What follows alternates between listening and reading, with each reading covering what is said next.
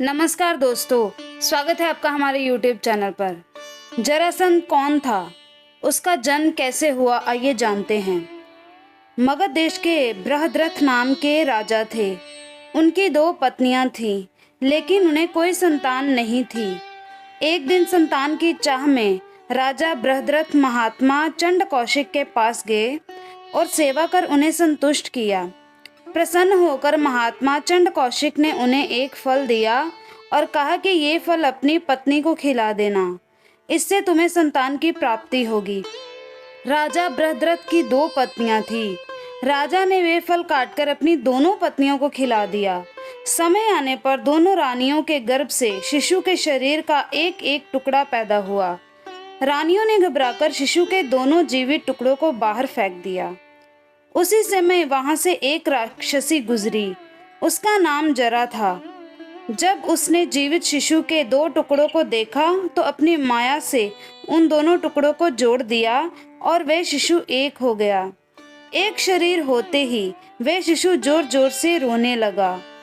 बालक की रोने की आवाज सुनकर दोनों रानियां बाहर निकली और उन्होंने उस बालक को गोद में ले लिया। राजा बृहद्रथ भी वहां आ गए और उन्होंने उस राक्षसी को अपना परिचय पूछा। राक्षसी ने राजा को सारी बात सच सच बता दी। राजा बहुत खुश हुए और उन्होंने उस बालक का नाम जरासंध रख दिया, क्योंकि उसे जरा नाम की राक्षसी ने संधित मतलब जोड़ा था। भीम ने कैसे किया जरासंध का वध? जरासंध का वध करने के लिए भगवान श्री कृष्ण ने योजना बनाई। योजना के अनुसार श्री कृष्ण, भीम व अर्जुन ब्राह्मण का वेश बनाकर जरासंध के पास गए और उसे कुश्ती के लिए ललकारा। जरासंध समझ गया कि ये ब्राह्मण नहीं है।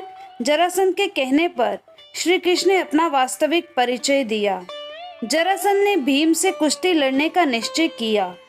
राजा जरासंध और भीम का युद्ध कार्तिक कृष्ण प्रतिपदा से 13 दिन तक लगातार चलता रहा। 14वें दिन भीम ने श्री कृष्ण का इशारा समझकर जरासंध के शरीर के 2 टुकड़े कर दिए। जरासंध का वध कर भगवान श्री कृष्ण ने उसकी कैद में जितने भी राजा थे सबको आजाद करा दिया और कहा कि धर्मराज युधिष्ठिर चक्रवर्ती पद प्राप्त करने के लिए राजसूय यज्ञ करना चाहते हैं। आप लोग उनकी सहायता कीजिए। राजाओं ने श्री कृष्ण का ये प्रस्ताव स्वीकार कर लिया और धर्मराज युधिष्ठिर को अपना राजा मान लिया।